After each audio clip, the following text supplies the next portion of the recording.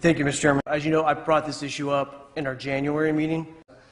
It's now gone before City Council. They're discussing state legislation regarding this. I don't want to get into that level of detail. My question for you is this a viable safety issue, emergency issue? MHF has its issues, so does sulfuric acid. Both of them are acids or chemicals. The problem is Torrance with the refinery.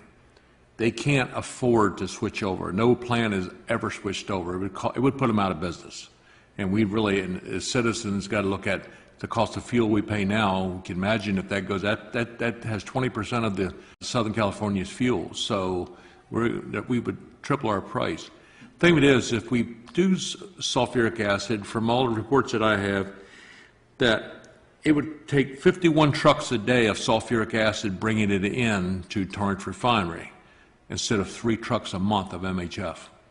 So what's the better safety value? If you're living there and something off the cuff happens once in a while, or you got 51 trucks every day coming in with a load of acid that could have an accident and spill or a rupture or something like that. I mean, you know, look at the worst case scenario. I've been a hazmat technician. I was there for 13 years and looking at the consequences. I'd rather see 3 trucks a month than 51 a day. That's personally. Right. What I've read and looked at and researched and everything else, that's my personal opinion. I wouldn't spend a lot of time here in the city of Hermosa. People live right around the refinery, right adjacent, have more concerns, but this far off, no. That's my just personal opinion. Thank you. And that's something I wanted to, I'm having trouble differentiating the politics of it versus the actual safety aspect, and I want to do a lot more research on it.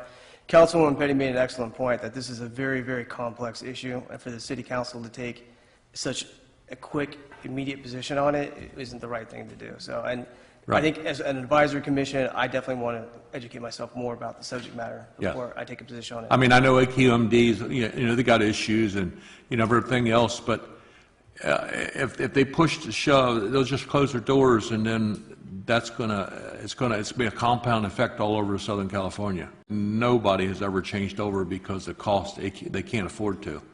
They'd have to buy all new, brand new equipment to put in, and it just wouldn't be worth it. Exactly. They had actually come out and spoke before council, something I was going to recommend they come do for us, and that was basically their statement. If these bills pass, they'll basically be put out of business. It'll put out business, exactly. Yeah. And we can't. We as citizens, we can't afford that. The price of fuel right now is so high. Can you imagine what it would if they 20% of all the fuel in Southern California? Okay. Thank you. A lot of people in the community had asked. I want to make sure that I go ahead and brief them the correct way. So I'm definitely doing a lot more research on it. But thank you for your input, and I'll be passing that along. Thank you. Thank you.